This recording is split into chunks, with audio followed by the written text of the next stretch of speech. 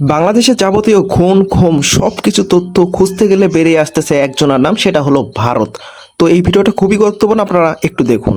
যত গুম খুন হত্যা, বিডিআর হত্যা, সমস্ত কিছু হেফাজত হত্যা সবকিছু যখন আমরা সামান্যতম তদন্ত করতে শুরু করি, ব্যক্তিগত তদন্ত আমরা পাই, এটার মধ্যে মূল শক্তি ছিল সশস্ত্র বাহিনীর একটা গোষ্ঠী। আমরা একটা বিষয় এখানে দেখলাম যে ভারতের বিষয়ে একটা মিথ আমাদের কাছে রয়ে গেছে, কিন্তু আমরা এই মুহূর্তে এই আগস্ট মাসের রাজনৈতিক অবস্থান, সারা পৃথিবীর প্রেক্ষাপটে ভারতের রাজনৈতিক অবস্থানটা কি আমরা চিন্তা করছি? তারা কিন্তু একলা একটা আইল্যান্ডের মধ্যে চলে গেছে। ভারতকে আমরা একটা কাল্পনিক শক্তি হিসেবে আমরা চিন্তা করছি, আমাদের একটা ভয় ভীতি আমাদের মনে ঢুকে গেছে। কিন্তু এই মুহূর্তে ভারত হচ্ছে পৃথিবীর সব থেকে অবাগা দেশ, যাদের কোনো বন্ধু নাই, অথচ তাদেরকে আমরা এখনো ভয় করতেছি। আমরা এখনো রয়ের ভয় করছি, কিন্তু আমি মনে করি বাংলাদেশে অক্ষম এখন, কিন্তু কারা শক্তিশালী? হাসিনার রেখে যাওয়া যে শক্তি।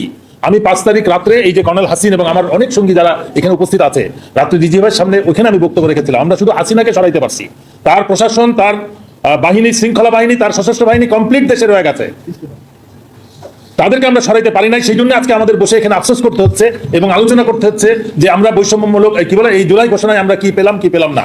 কিন্তু আমরা সেদিনের আন্দোলন যদি গণভবনে, জনতার মুভমেন্ট যদি গণভবনে যে লুটপাটে না ব্যস্ত হয়ে বঙ্গভবনে যেত, আর ওই শাহবাগের আন্দোলন যদি গণভবনের দিকে না যেয়ে জাহাঙ্গীর গেটের ভিতর দিয়ে ক্রস করে বালুরঘাট যেত, তাহলে মনে হয় আজকে আমাদের এখানে বসার প্রয়োজন হতো না। আজ কি হয়েছে? গত 1 বছরে তারা ধীরে ধীরে শক্তি অর্জন করেছে, যেহেতু তারা সহাবস্থানে আছে, নিজেরা অর্গানাইজড আছে, তাদের কাছে অনেক টাকা আছে, তাদের সমস্ত নিয়ন্ত্রণ আছে, সমস্ত প্রশাসনে তাদের লোক ছড়ানো রয়েছে। গত 16 বছর ধরে প্রতিটা ক্ষেত্রে তারা নিজেদেরকে প্রতিষ্ঠিত করেছে, তারা ভিতরে অর্গানাইজড হয়েছে। এবং সব থেকে জঘন্যতম কাজ আমরা যেটা দেখলাম, এই যে সাদেক, আমরা এক সাদেককে ধরেছি। আমরা জানি না এরকম সাদেক, কালাম, জামাম সারা দেশে কতজন এইভাবে এখনো গোপনে চেষ্টা করে যাচ্ছে। তো সুতরাং সশস্ত্র বাহিনীর শৃঙ্খলার একটা নিকৃষ্টতম উদাহরণ আমাদেরকে বলতে হবে।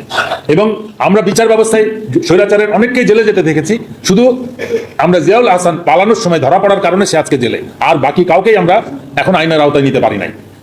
আমরা বলছি যত গুম খুন হত্যা, বিডিআর হত্যা, সমস্ত কিছু হেফাজত হত্যা সবকিছু যখন আমরা সামান্যতম তদন্ত করতে শুরু করি, ব্যক্তিগত তদন্ত আমরা পাই, এটার মধ্যে মূল শক্তি ছিল সশস্ত্র বাহিনীর একটা গোষ্ঠী। সশস্ত্র বাহিনীর 99.9% কিন্তু সেফ, ভালো, দেশপ্রেমিক, পেশাগত যোগ্যতা সম্পন্ন, কিন্তু 1% যারা রাজনৈতিক মতাদর্শের কারণে তারা ইনফ্লুয়েন্স হয়েছে এবং তারা যোগ্যতার কারণে উপরে উঠতে পারে নাই। তারা রাজনৈতিক ভাবে নিজেদেরকে এবং তাদের চারিত্রিক এবং দুর্নীতির কারণে তারা রাজনৈতিক দলের সাথে ক্লোজ হয়ে তারা উচ্চ পদে যেয়ে আজকে পুরো দেশকে একটা অস্থিতিশীলতার মধ্যে ফেলে দিয়েছে। এই জন্য আমি বলছি যে আমরা ভারতকে যেন ভয় না পাই। ভারত এখন নিজেদের নিয়ে ভয়, তাদের অস্তিত্ব নিয়ে ভয় থাকার কারণ আছে। হাসিনা নাই, তার সমস্ত আত্মীয় স্বজন বিদেশে, তারা ওখানে বসে আদেশ দিচ্ছে তাদের কর্মীরা দেশে বসে কি আন্দোলন করবে, তারা ধরা খাবে, তারা জেল হাজত, জনতার মারপিটের মধ্যে পড়বে, তারপরে বলবে যে মব জাস্টিস তো এমনি হচ্ছে না, বিকজ আইন শৃঙ্খলা বাহিনী কাজ করছে না। তো জনতা অবশ্যই তাদের সিদ্ধান্ত নিবে। যদি আইন শৃঙ্খলা বাহিনী আগেই এদেরকে ধরতে পারতো, তাহলে কিন্তু আজকে এই পরিস্থিতি সৃষ্টি হতো না। আমরা এই বাংলাদেশের স্বাধীনতার হিসেবে আমার চাকরি জীবনের ইতিহাসে আমি প্রথম দেখলাম যে 1 বছর 1 মাস সশস্ত্র বাহিনী ম্যাজিস্ট্রেসিক ক্ষমতা নিয়ে সারা দেশের মধ্যে ডিপ্লয়েড আছে। তাহলে আওয়ামী লীগের আমলের সমস্ত দুর্নীতিবাজ, গুম খুনের সাথে যারা জড়িত, তারা এক এক করে দেশ থেকে বেরিয়ে চলে যাচ্ছে এবং দেশের মধ্যে এখনো লুকিয়ে আছে। আর সশস্ত্র বাহিনী কি করছে? তাহলে তার নিজের অফিসার 198 জন অ্যাবসেন্ট থেকে এই আওয়ামী লীগের বাহিনীদেরকে ট্রেনিং দিচ্ছে, সে নিজে জানে না। এগুলো আমাদেরকে শুনতে হচ্ছে, বিশ্বাস করতে হচ্ছে। এটা তো কোনো বাহিনী না, এটা কোনো রাজনৈতিক দল না, এটা তো অন্য কিছুতে পরিণত হয়েছে। আমাদের বের করতে হবে যে এটা সশস্ত্র বাহিনীর কাজ কিনা, দায়িত্ব কিনা। এই জিনিসগুলোকে আমাদের আজকে নিজেদের দুর্বলতাটাকে খুঁজে বের করতে হবে। এবং আমরা অনেকগুলো সংস্কার কমিশন হতে দেখলাম, কিন্তু যে বাহিনীর সব থেকে বেশি সংস্কার প্রয়োজন, সেই বাহিনীর সংস্কারটা আমরা প্রথম দিন থেকে বলে আসছি যে সমস্ত গুম খুন, যত রকম অত্যাচার, এই হাসিনাকে স্বৈরাচার করতে যে বাহিনী সক্রিয়ভাবে অংশগ্রহণ করেছে, তার সংস্কার সব থেকে বেশি প্রয়োজন। কিন্তু তার একটা বিন্দু, একটা সেন্টেন্স, একটা ওয়ার্ড, একটা লেটার আমরা সংস্কার করতে পারি নাই। আমরা মনে করি আজকের এই ধরনের প্রোগ্রামের মাধ্যমে আমরা আবার নিজেদেরকে সংগঠিত করব। আমরা বলছি যে বিপ্লব চলমান রয়েছে, এটাকে অবশ্যই আরো বেগবান করতে হবে এবং একটা পরিণতির দিকে নিতে হবে। আমরা কোনো অবস্থাতে আর ভারতের খবরদারির মধ্যে ফেরত যেতে রাজি না।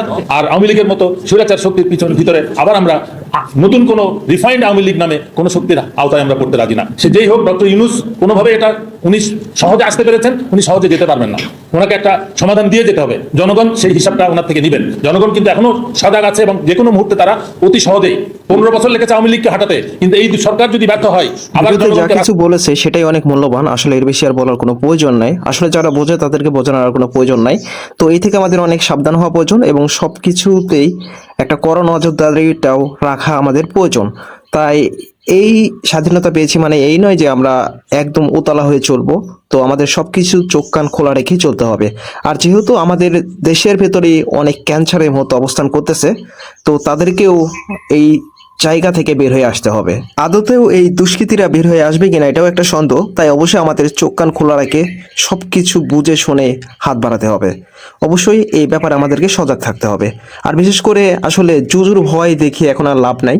আর এই যে ভারতকে একদম জুজুর মতো ভয় করেন যারা, আসলে আওয়ামী লীগের সমর্থকরাও আসলে ভারতকে ভয় করেই তাকে সমর্থন করে কিনা এটাও একটা প্রশ্ন জাগে।